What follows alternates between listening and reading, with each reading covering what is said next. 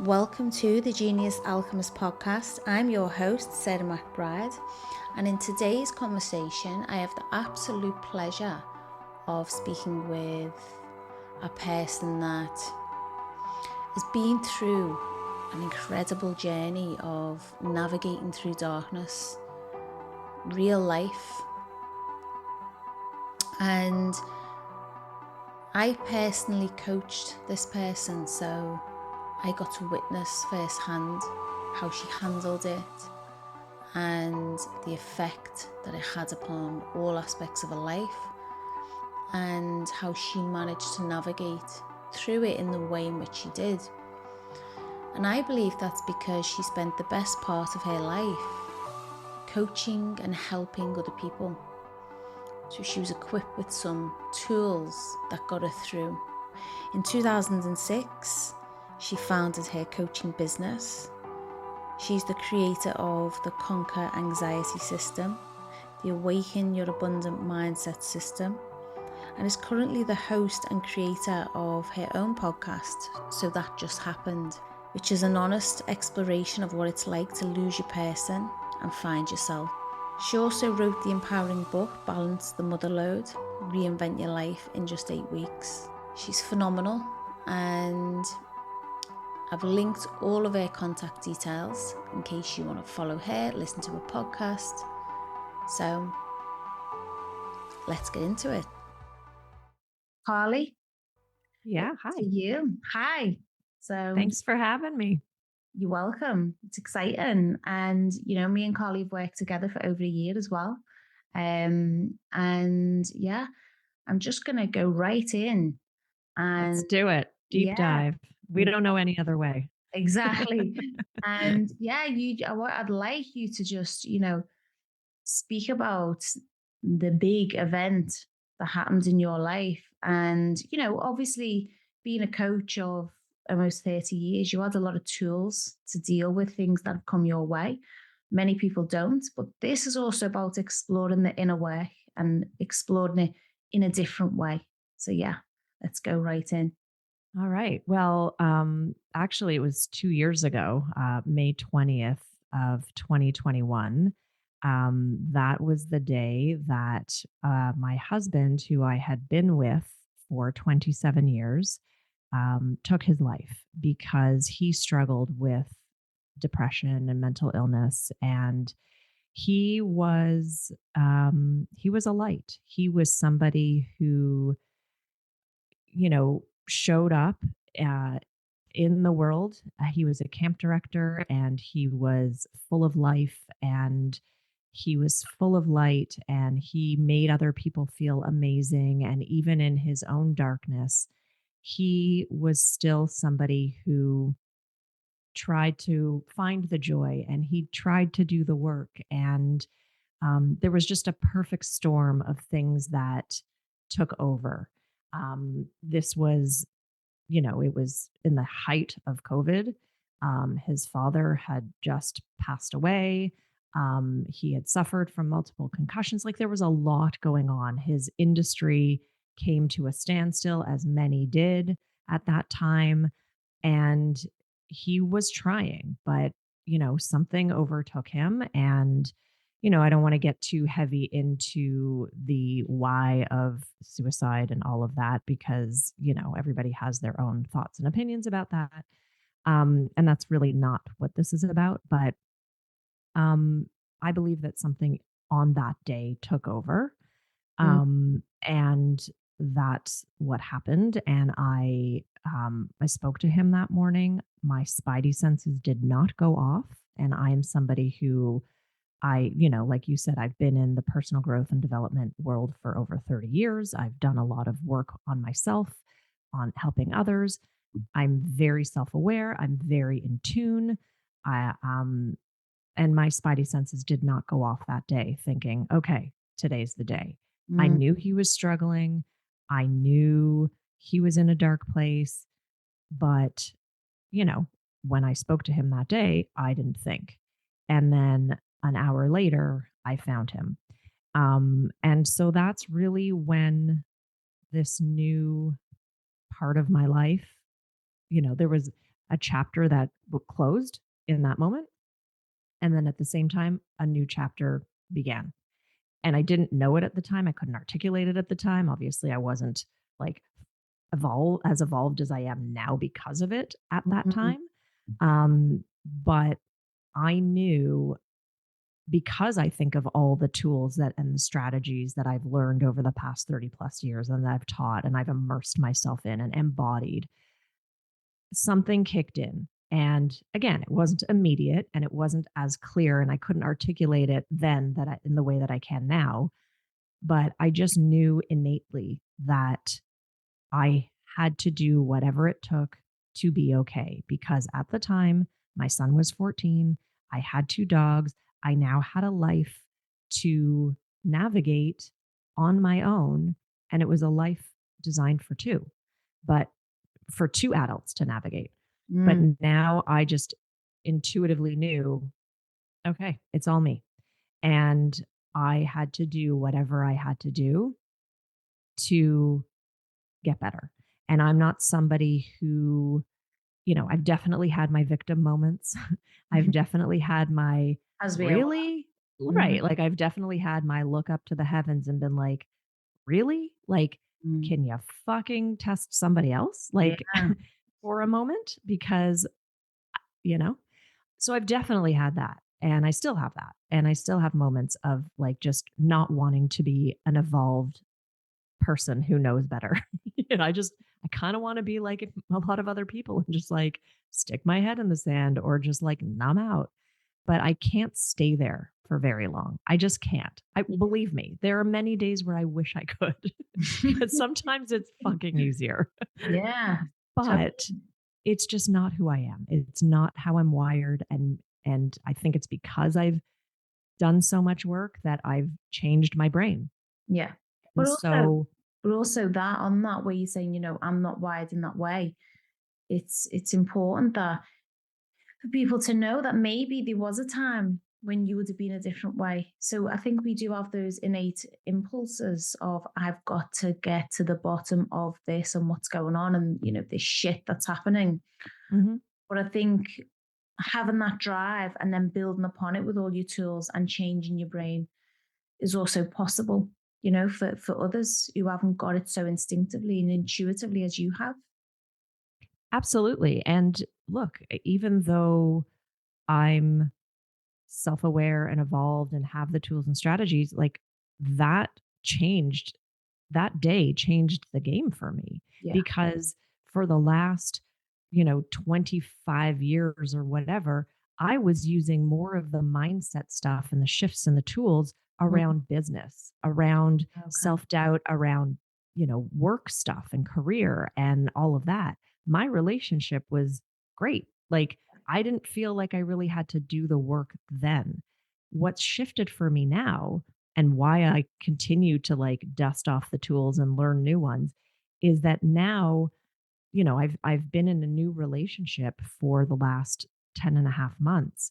But as you know, I've worked very closely with helping me shift in this way. But I've had to do a lot of new work and new rewiring of the brain and Yeah. getting new tools and new strategies around a different area of my life that needed attention. Yeah. And so I think that, to your point, there's always work to be done. There's always growth to be had. And we just have to look at like at least start with one particular area of your life where you are consumed, where your thoughts are going to all the time, whether that's work or romantic relationships or any kind of relationship or finances or whatever it is. Look at the darkest area of your life right now. And we could have multiple ones, but what's the one keeping you up at night? That's the one I say pay the most attention to first, because it's going to have a ripple effect on all the other stuff that's going on. Yeah, absolutely. So So, I think there's always darkness to work on. oh, absolutely. And, for a point that we've discussed in the past is this is real time happening. This is your life. This is not, let me just learn some tools, some techniques. Let me rewire my brain because a lot of people go into this personal growth, self development, and I think you have two camps. You either have the ones that the pain has become unbearable, so it's forcing them to shift, or you just have people who want to explore. But for you, this was not about exploration. For you, this was you were catalyzed into something huge, some huge darkness in your life that you just so happened to have previous tools to work through. But it wasn't real time. The tools wasn't to be applied until that catastrophic event that happened that changed your life forever. Well, I think the difference is when you're just reading to read or Mm. learning to learn, I think that you get a surface understanding of it. You get concepts, you get Yeah, strategies, but until you actually have to put it in place, it's just, at least for me, words and ideas. It's until you put those words and ideas into action. But like you said, in real time scenarios, mm, that's when the shifts happen, yeah, because otherwise it's just like, okay, like I've had to reread books that I read when I was in just that learning phase, but I was just like, it didn't, like, it resonated enough, but now I'm like, no, now I actually have to like pay attention and apply. And yeah, so then it becomes, like you always say, an embodiment. Because mm, when you embody the work, that's when the change happens, because then you're actually living it. yeah, You're testing it in real time against real situations. yeah. But I mean, that's a big part of the work that I do with clients is there's no point in me showing you strategies. There's no point in me providing tools or coaching in a specific way unless you're prepared to go out there real time, apply them so we can see what comes up on an emotional level, how it affects you internally. And then that's how we start to, that's when the real alchemy occurs. So, yeah, I mean, totally agree. And, to add to that, what it feels really important is this is real time, but it's also completely out of your control. Mhm. You as you say, you didn't even have an inkling what was going to happen that day. It just happened. So it was totally outside of your control. You did your best prior to that with your husband and to help him.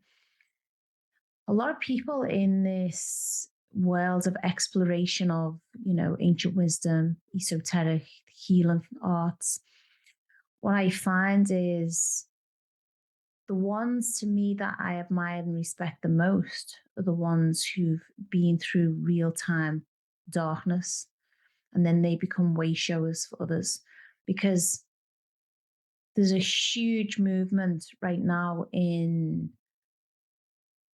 willingly stepping into the darkness. So whether that be by a plant medicine, you can drink all the ayahuasca ceremonies in the world. You can go in all the dark caves for as long as you want with sensory deprivation and, face your inner demons. You can go on extended fasts as long as you want. However, you always know at some point that's going to come to an end. Mhm. So And yeah, it's a choice. It's a it's a, choice. and the choice because Yeah. I admire people that step into that. I've done it myself, for many years during the past. But for me, I know personally, my monumental growth spurts were when I was thrown into a situation and I didn't know Mhm. having to face the depths of my soul and not knowing when is this going to end? Will it ever end? And Or how will it turn out? yeah, Yeah. yeah. Yeah. So for me, this is why this work is more important. So going through what you've experienced in this lifetime, that to me is the real alchemy. Yeah. The And it real shows you what you're made of, right? yeah. Like, and again, there's no judgment either way. Like, sometimes this stuff breaks people, and I Mm, understand that. And I don't think anybody can judge that, yeah. because I think it's based on, how you were raised and the kind of environment you were raised in, and and how you were supported or not supported, or loved or not loved in your life. And I think that has such an influence on how you navigate forward. It doesn't mean that you can't change that, Mm, but it takes a real inner strength and a real desire. And the hard part is, and I've said this a thousand times, but the only way through is through. But through is really hard, mm, even for the most evolved people, even mm. for the people who have done the work. Even if it's because we're all human, Yeah, right? And just because, I've immersed myself in this world doesn't mean I'm the person levitating on a mountaintop, like, at mm, all. Like, I can't even fucking meditate, right? Like, yeah, so I'm not claiming to have it yeah, all figured out. yeah, But I would say for me, there's always been a drive, and I'm just a seeker. I'm a seeker of truth. I'm a seeker of wanting better. I want the rainbows and unicorn life, even though I know that it doesn't exist, but that's always what I'm striving for. And so for me, there's no other choice yeah, than to sit in the shit, work through it, feel the hard stuff. Like, again, trust me, there have been many times where I'm like, I don't want to do this. Like, yeah, I don't, there are days I don't choose it. But again, because it's just who I am and how I'm wired, I don't know any other way. And so I think that if there are people listening to this who feel like, I can't, it's too hard, da, da, da, like, I get that. I mm, understand it. It's not for everybody, yeah, and I'm not saying that like my way is the only way, but it was the only way for me. yeah, And because I can't sit in the victim space for yeah. long, I just Yeah, can't. I totally get that. And, you made a really important point of you don't want to do it. And that's the difference. We have the type of personalities where even if you don't want to do it, you face it and you do Mhm. it, and sometimes as much empathy and compassion in the world that we have, it can be hard when you witness other people who just avoid to the point where it's like, I don't want to move into that. Well, you will never be able to get through because, as you say, the only way out is through. So you've got to sit in the uncomfortableness. You've got to move through that. So, yeah. So I'd just like to ask you the question as well. When it happened, obviously, it was traumatic, it's painful. But what was the hardest part of having to deal with the aftermath of something like that? I knew for me, somehow, some way, I would be okay. Mm, I have a son who at the time was 14. Now he's almost 17. The hardest part is knowing if he's going to be okay, and yeah. how to navigate that, and how to address it or not address it with him, or how to read the room in terms of, is he okay? Is he not okay? That's been the hardest part for me because that's out of my control.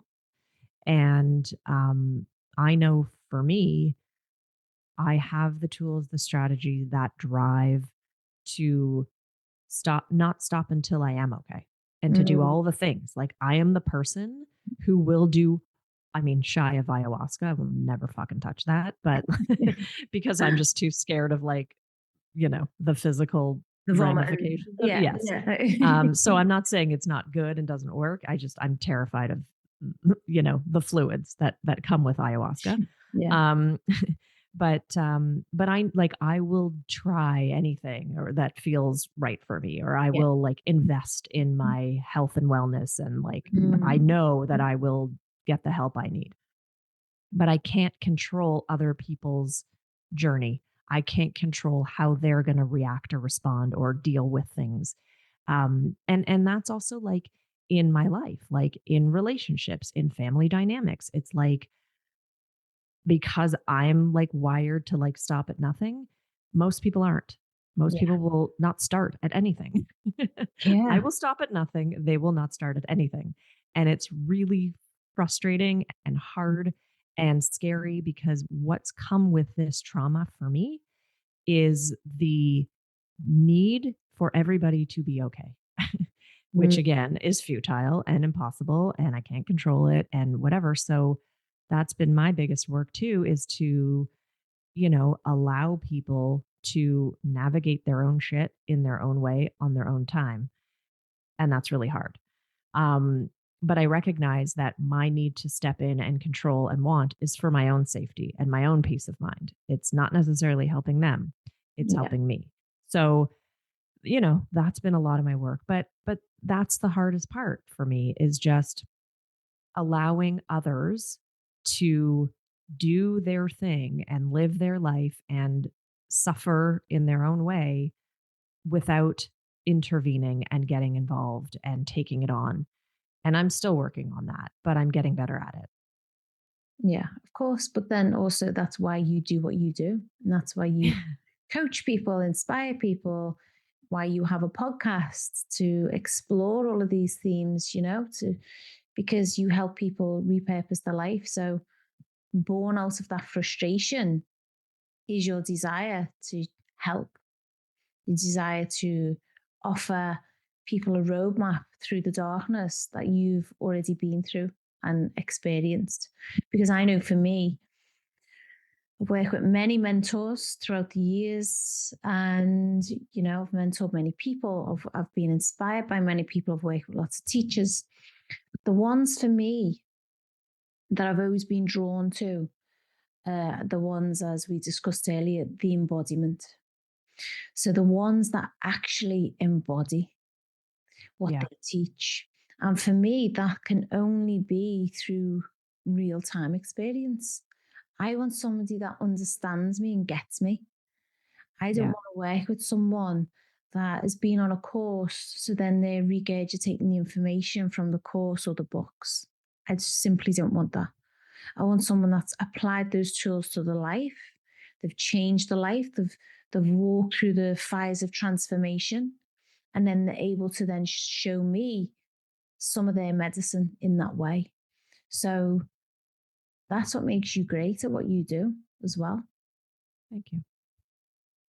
Well, I mean, again, I couldn't, I don't have the ability, like truth, I don't have the ability to be anything I'm not, Mm, or to be inauthentic, or, um, to talk about something that I haven't gone through myself.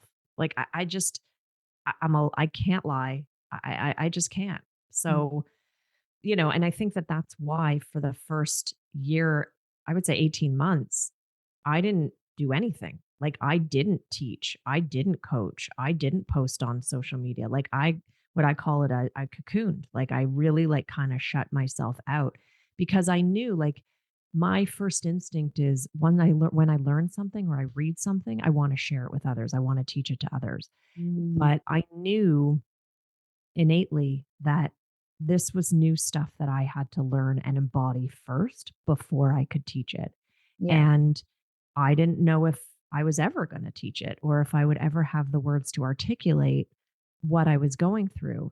But then, through working with you and figuring stuff out, and a lot of stops and starts and whatever, I mean, you were the one who told me to do the podcast, and it was a brilliant idea, because I think the biggest shift for me was I wanted to shift out of coaching and Mm, more into teaching, mm. because what also came with the trauma for me was a heightened sensitivity to other people's stuff. Yeah. Whereas before this, I could coach clients, listen to their stuff for the 30 minutes or an hour, and then detach from it and not take it on. And now, because of, what I call emotional shrapnel that was left over from the trauma, and like, I'm more sensitive to other people's stuff. I just, even energetically, I get more exhausted, and I'm a highly sensitive empath, so I naturally take on other people's stuff. So that the podcast was a way for me to share what I wanted to teach and still help others while protecting my energy. Mm. And so, and even this program that I'm working on, Repurpose Your Life, it's a blueprint of all the things that I've done to get to where I am now on the other side, but even prior to that. But it's going to be more in a teaching rather than a coaching format. So, there'll still be the lessons and the action steps to take. So it's not just listening, it's actually implementing, but it's a way for me to get my message out there and to teach what I feel is helpful and what helped me, but also in a way that honors what I need and to protect myself. So that was the biggest shift too. Yeah, which is it's great. You know, it's great, and yeah, I remember the day when we worked on it, and you knew that you wanted to be out there because you had so much information that you could share and so much knowledge that would help other people through their own darkness, but you were just not focused on being the coach that you was for all of those years. So yeah, I mean, so far your I, podcast has been great, and Thank you. so many nuggets of wisdom to help so many people through different facets of their life. Thank you. Thank you. So what do you feel is next for you? Because I know you touched upon you're in a relationship now, and you know that shows as well, because you with your husband, it was 27 years. Yeah. It's a long time. It's the majority of your life. Hmm. And you completely honored that process of grief and healing, because I was there with you. Yeah. So you completely honored that before you then decided that you were ready for a new relationship, and now you've been in this relationship nearly a year. Yeah. Yeah, it's almost 11 months. So yeah, a year in July. Mm. So you completely got your life back on track. You took control. You launched a podcast. You're in a relationship. What do you feel is next after this? That's a good question, and one I ask myself almost daily. um, because I don't know. I mean, I don't know. I think what I want is to have like a maintenance for a while of just like maintaining. And I'm still learning. I'm still feeling challenged just by life and the new relationship. And I'm a single mom. Like there's still just Mm, life to be lived. And I also find that um what's different now versus then was that I was very driven and ambitious and, type A about my career, and now I'm just kind of like, I want to have impact, but my ambition is different. And it's not so much about like, I need to get this many clients and make this much money. It's more just like what's more important to me right now and more sacred to me right now. And this may sound totally cheesy, but is like maintaining inner peace and calm and like just almost like having no drama. Again, not realistic, but I'm trying for that. I just want to like kind of coast for a while and just like do what I'm trying to do and like trying to like touch more into the feminine energy of things, and because I've been operating from a masculine energy perspective for so long, um, that these are all things that are new for me and that I still want to truly embody. So I think that's the work for me right now, is to yeah. do what I'm doing without the pressure and the hustle and the grind and the results attached to it, and just almost like, instead of me seeking it out, for something to seek me out, you know? Yeah, to And be just, aligned. yeah, and just continue to just see how it unfolds. Good answer. So, you mentioned a point that you touched upon was about being in your masculine energy, and you've had to, you want to explore more of feminine energy because you've been in this masculine space. And, considering what you've been through, to me, that would be really normal. You've lost your husband.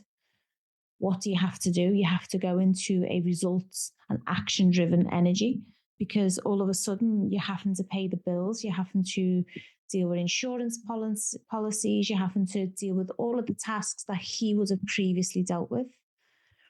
So it makes sense that you've had to move into that masculine energy temporarily. Yeah. And that's why for me, I just dove into all of the business side of death very quickly, like right away. I Mm. put my blinders on. I asked for help because believe me, there was plenty that I didn't know and understand that was overwhelming, like insurance and claims and forms and banking and mortgage and everything. Like, I mean, I did stuff before we divided and conquered, but there were certain things that I handled and certain things that he handled. And now I had to handle it all. And so I knew for me that I had to spring into action right away to get that over with. And it was almost a really, again, for me, a good distraction. And so I just put my head down and my blinders on, and I just dealt with all of it at once because I needed to get it over with. And I knew that if I left it because I didn't understand it or I was afraid of it, then I would just keep putting it off. So for me, I have to take immediate action on things that are difficult for me. And then I knew that once that part was done, then I can get to the other parts of grieving and feeling without the panic and the anxiety attached to it because I have all these pending tasks or things that are just overwhelming me. So that was my approach, was to just dive right in and get it done. Mm. Which makes sense why you would want to do that anyway, because that's part of you taking your power back. That's part of you repurposing your life. That's part of you being able to manifest and create and align with the life that you're living right now. And I But also see it with my, like, I've seen it with clients, I see it with certain people in my life that when things are overwhelming and daunting and scary, when they're left untouched because of fear and because of overwhelm, it to me it's like a slow drip of torture because it's constantly on your mind. It's constantly the weight on your chest. It's constantly the discomfort in your stomach. Like it affects your mind, it affects your body, it affects your spirit, it affects everything. So mm, for me, I would rather face the fear and the discomfort short term, be, you know, rather than stretch it out longer than it needs to be there.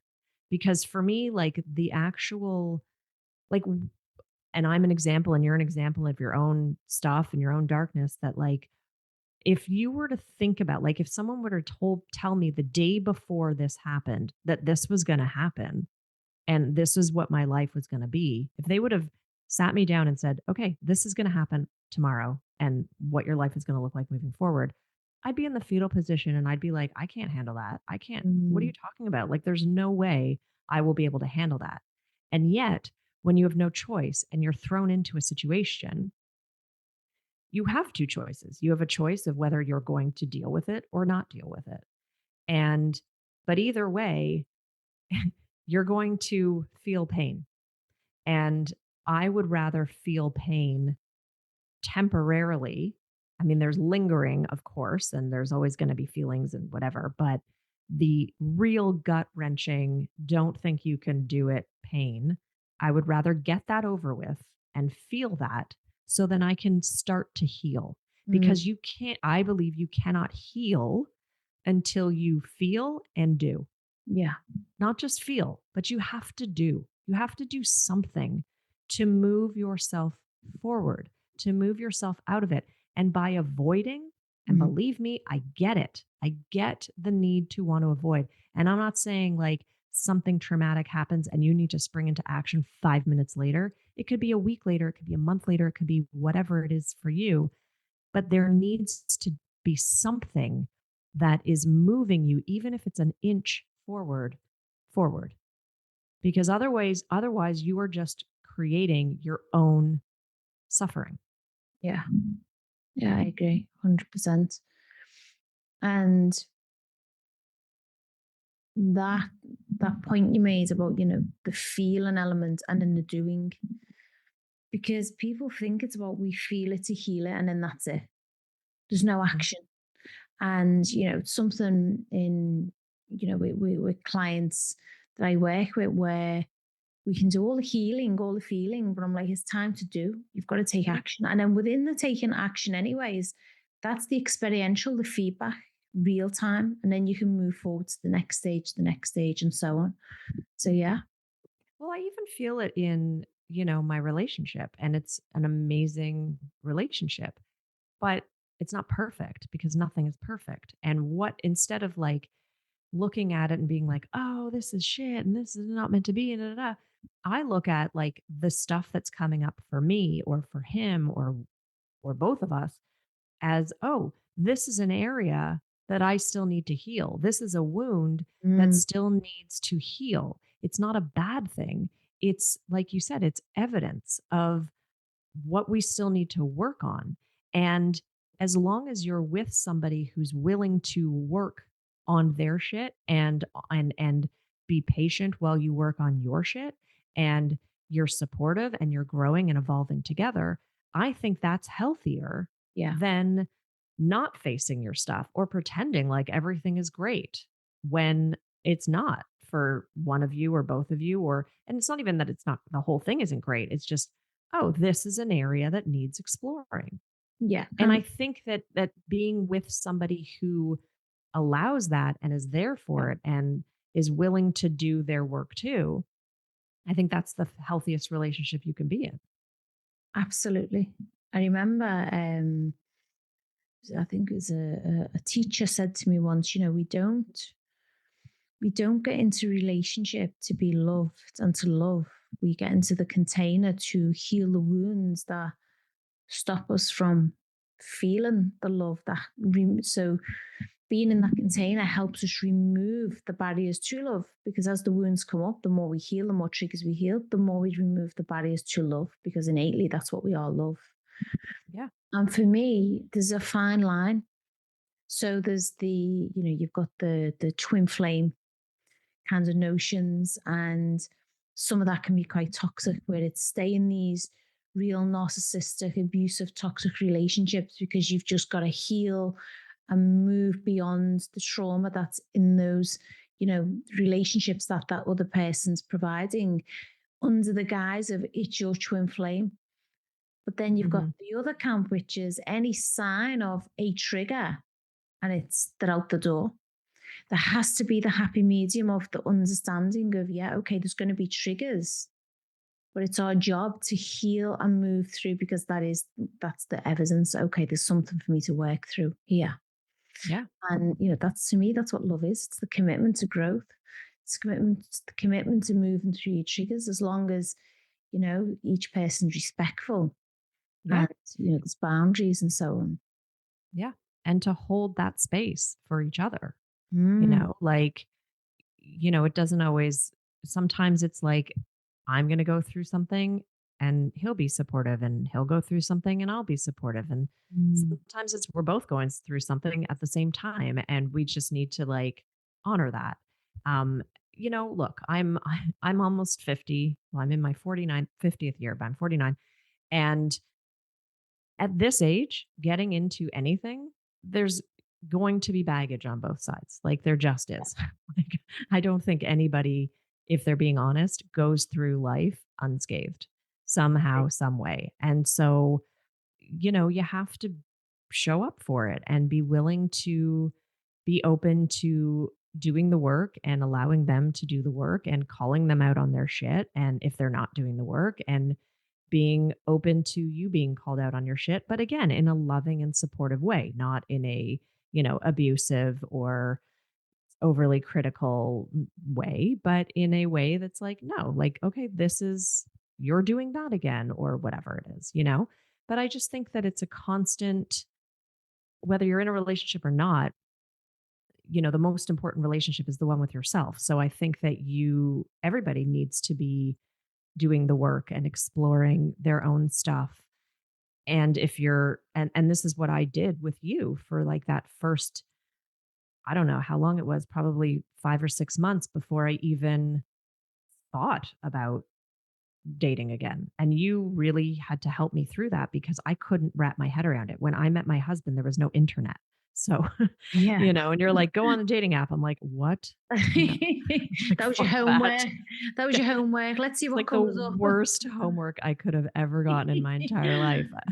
But, and I had tons of resistance and like I did a whole podcast on that. So I'm not going to bother repeating it. But um, yeah, it was like a real, I had to do a lot of clearing and just a lot. I just have to do a lot. And I still have to do a lot. True. I do. But I have come a tremendous long way, Absolutely. thanks to you. So yeah. Well, that to me, I've got many clients in many fields and that do many things, but you are someone to me that has had exponential growth. It's been so huge, and from where you was to where you are, which is, another reason why I wanted you to share your story, because not everyone's going to have the quantum leap that you did. But if they could just pick up a few snippets of information and some hope and inspiration, then maybe if they're navigating that darkness in a similar way through loss, grief, even a partner who didn't, pass, but is still there, but they're not together anymore. All of those feelings. This to me is, who you're here to inspire, amongst other people. Which leads me on to my next question. Yes. I've never asked you this question before, by the way. In all the conversations we've had and all the coaching we've had, I've never asked you this conversation. I've never asked you this question in any conversation. So, being a truth seeker, being someone that's always looking and looking for growth, which you've clearly stated you are, and I know you that to be true. Have you found a greater meaning to what happened to you that day? Hmm, that is a good question. Um, Look, I don't think it was in vain. I think that there's always a reason for something. Um, I think it was for me to continue to do different work on myself, to um, force me to face some things I wasn't facing, to feel more, to find my voice. Mm, Because even though I thought I had been doing all of that, but I'm a different version of myself yeah. now. I'm not completely different, but I'm a different version. I feel like I'm a stronger version, and I've always considered myself to be a strong person. Mm, But there's a difference. I was strong in some ways, and now I'm stronger in other ways. And I think it's really about using my voice and really advocating for myself and speaking up and teaching others to do the same. Um, because I think I would have just continued on, you know, yeah. doing what I was doing, and it was fine. But I see that there was still a lot more growth to happen, and it forced me to face a lot of that. And so, it's not something that I asked for or am grateful for necessarily, Mm, but I am somebody who also finds a silver lining in everything.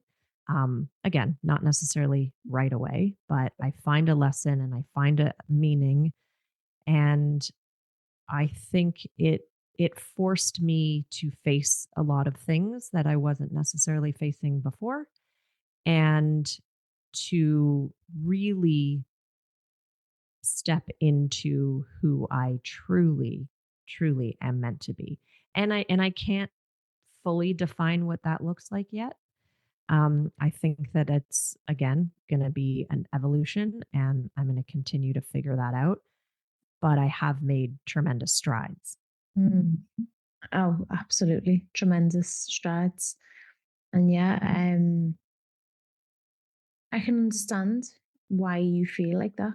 I can understand, you know, why you feel it happened to you because you could handle it.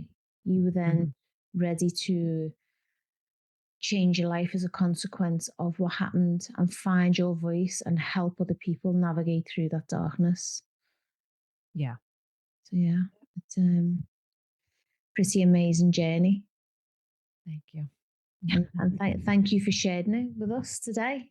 Well, So where can people find you? So your podcast or, about your work, what's the best medium for people to find you? so my podcast is pretty much the most consistent thing right now. So you can, it's called So That Just Happened, and you can find it anywhere you find podcasts. So Spotify, Apple, iHeartRadio, wherever else, Podbean. Um, that comes out as of now every Wednesday. I've debated whether to do it as frequently or not, but for now, it's every Wednesday. My website is thecarlycooper.com. For now, that's just a place where you can listen to my podcast. I am working on a program. Um, the working title right now is Repurpose Your Life. And when that comes out, then you can go to my website and learn more about that, or I'm sure I'll talk about it on the podcast. I am on social media, but I have to admit, I'm not like super consistent because that's just, again, I'm trying to post when I feel like it, not when Mm. I feel like I have to. But I am on Facebook, Carly Cooper. I'm on Instagram at Coach Carly. Yeah. So if you don't want to get super overwhelmed with a lot of social media, come visit my platform because it's not. But I'm there and I'm present. But I just, I'm trying to. This is again part of the new me is trying to be in the flow and not feeling the pressure of like, Mm. I have to post every day and like, what am I posting? Okay, so I'll post me like sitting outside. Like, I don't know. Not that that's bad, but I post that when I feel like posting that is my point. Yeah. No, I totally get that. And I agree. We're on Facebook and things like that. I'm exactly the same. I post when I feel like posting, as opposed to I'm going to get so many posts done per week. So Yeah. I'll be in a flow when you feel inspired. So Yeah. we're aligned in that way. Yeah. Yeah. But thank you. I'll put all the Thank you. details as well. I will put all the details in the description so people can reach out if need be. So Amazing. thanks, Carly. I really appreciate you coming on. And yeah, we will reconvene next week as usual. Can't wait. Thank you. Thank you for tuning in to the Genius Alchemist podcast. If this episode has ignited your curiosity or inspired you in some way, then I encourage you to subscribe and share with friends. For those that want to stay in the loop and be the first to know about future episodes, special offers and free resources, make sure to check out the link in the show notes. By joining my mailing list or reaching out through that link, you'll have exclusive access to all the latest updates and ways that you can connect with me. I look forward to sharing more inspiring stories with you all in future episodes.